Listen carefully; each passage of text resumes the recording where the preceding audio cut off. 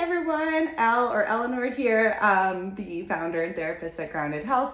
I just got back from the gym, so I'm nice and sweaty as I talk to y'all, and that's my dog coming in. But I wanted to share a story today on how I quit people pleasing. I'll probably save perfectionism for another day, but people pleasing. I was trained to be a people pleaser at birth. I won't go into the hows and whys and all that. I think many of you probably already know your own journey if you're someone who struggled with people pleasing, or if you have people in your life who do. And I worked on this issue sort of around it for many, many years in therapy and in coaching. And I'll say it finally clicked for me when I'm going to share the story. So this person, who I will not name because they're still in my life in an acquaintance fashion, is someone I'm friends with, and she is a people pleaser. And there was something about interacting with her on a regular basis that really drove home for me how frustrating and actually not pleasing it is to interact with people pleasers. I think for people pleasers, a lot of us, we think, oh, if I just get this person to like me, if everyone just likes me, then I'm safe, then I'm loved, then I'm connected, then I'm supported. And in fact, in this experience, what I started to realize is her people-pleasing behaviors towards me were actually extremely off-putting. And this is a little later in my journey. So I think early on, I kind of connected with people. I was attracted to friends, partners, people who really kind of fed into that dynamic of people-pleasing, people who were takers, who liked to take everything, people who weren't very considerate, people who didn't communicate very well. And as I started to heal through this journey, change the way I thought, change the way I acted, embody a different presence, a different existence in relationships, those relationships that kind of held those old dynamics really stuck out like a sore thumb. So this friend of mine, I was interacting with her, and she's bless her sweet heart, she's still one of these people, but she's such a people pleaser. She says yes to everybody, and then she can't handle the weight of that, which been there, and then she snaps, and then she lashes out at all of us, or throws basically an adult temper tantrum. And that's really frustrating on its own, but I also was noticing how frustrating it was to communicate with her, because I felt like every time I asked her something, I never got the truth.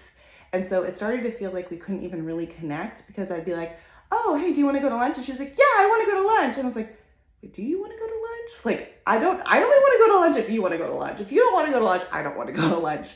In an embodiment perspective, I would almost think about that like solid ground. Like, I needed her to be solid and clear and direct about what she wanted, so I could know how to bounce off of her. Can I push off of this ground into this relationship?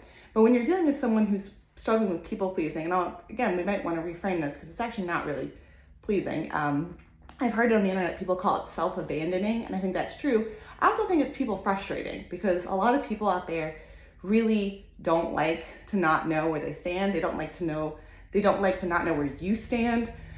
So this relationship with this person, I was like, man, this is really frustrating. I never know what she actually wants. She doesn't actually tell me. She'll tell me she wants something, and then she'll lash out because she didn't actually want it, and it's pushing me away. And I was like,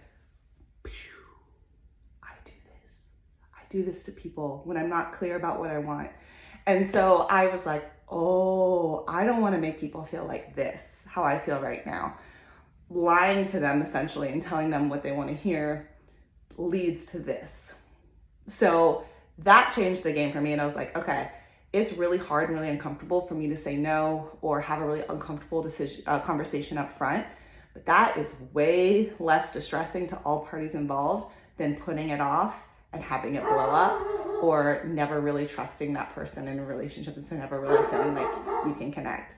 My dog agrees. He's in on this. He's all in. So that was a big light bulb for me. And since then, it's been way easier, because I remember that it's not actually helpful to people please. It doesn't actually help my relationships at all. And so, that's a process too, because of course you have to grieve the change in those friendships. But that was really helpful for me.